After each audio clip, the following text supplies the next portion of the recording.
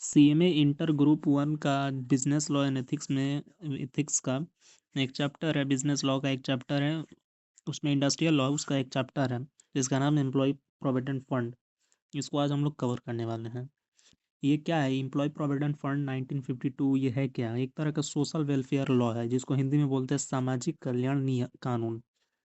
ये financial security देता है एम्प्लॉय को और उसके परिवार को, यानी कि आप कहीं काम कर रहे हैं तो आपको और आपके परिवार को क्या देता है? पैसे, आर्थिक मदद देता है, आर्थिक सुरक्षा देता है, यानी पैसे से संबंधित सुरक्षा देता है, मदद करता है। यह कब मदद करता है? अगर आप बूढ़े हो जाते हैं, या अगर आप रिटायरमेंट ले लेते हैं, या फिर आप बीमार पड़ते हैं, या फिर आप डेथ हो जाती है आपकी, या इमरजेंसी सिचुएशन होता है, उसमें ये एम्प्लॉय प्रोविडेंट फंड जो कानून है ये मदद करता है आपकी। ठीक है, ये प्रोविडेंट फंड, पेंशन या इंश्योरेंस बेनिफिट आपको देता है। कौन कौन कानून देता है? ईपीएफ एक्ट 1952 देता है। ठीक है। अच्छा, ये कौन से एम्प्लॉय लोग को देगा? ये एम्प्लॉय प्रोविडेंट फंड उन एम्प्लॉय लोगों को देगा या अप्लाई होगा जिनकी सैलरी महीने की 15,000 तक है। ठीक है, उन लोगों पर ये अप्लाई होगा। और ये जो कानून है एम्प्लॉय प्रोविडेंट फंड एक्ट 1952, ये पूरे भारत में अप्लाई है, मतलब भारत के हर जगह पे अप्लाई है। अब जब हम लोग प्रोविडेंट फंड का कैलकुलेशन करते हैं तो सैलरी में क्या क्या इंक्लूड्स करते हैं?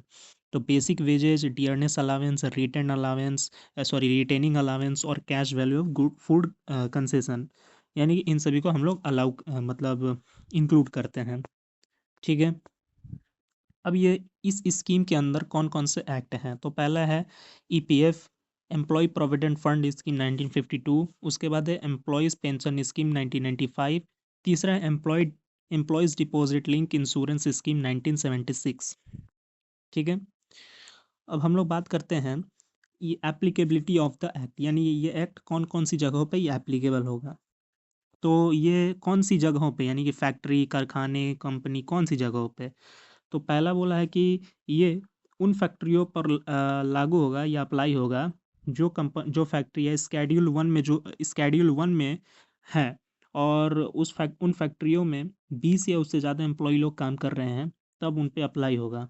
ठीक है, यानी कि उन फैक्ट्रियों पर अप्लाई होगा जो स्केड्यूल वन में है, और 20 या उससे ज़्यादा एम्प्लॉय लोग काम करते हैं उन फैक्ट्री में ये अप्लाई होगा। और मान ली और दूसरे जो इस्टेब्लिशमेंट है वहाँ पर 20 या उससे ज़्यादा एम्प्लॉय अगर काम कर रहे हैं, ठीक है, तभी ये क्या होगा? अप्लाई होगा। ठीक है, अगर नोटिफाइड किया गया हो तो। और उन जगहों पे जहाँ पर 20 से कम एम्प्लॉय काम कर रहे हैं तब क्या होगा? तो उसमें सेंट्रल गवर्नमेंट 2 मंथ पहले क्या करेगी? नोटिस देगी और नोटिफाई करेगी जहाँ पर 20 से कम एम्प्लॉय काम कर रहे हैं। ठीक है।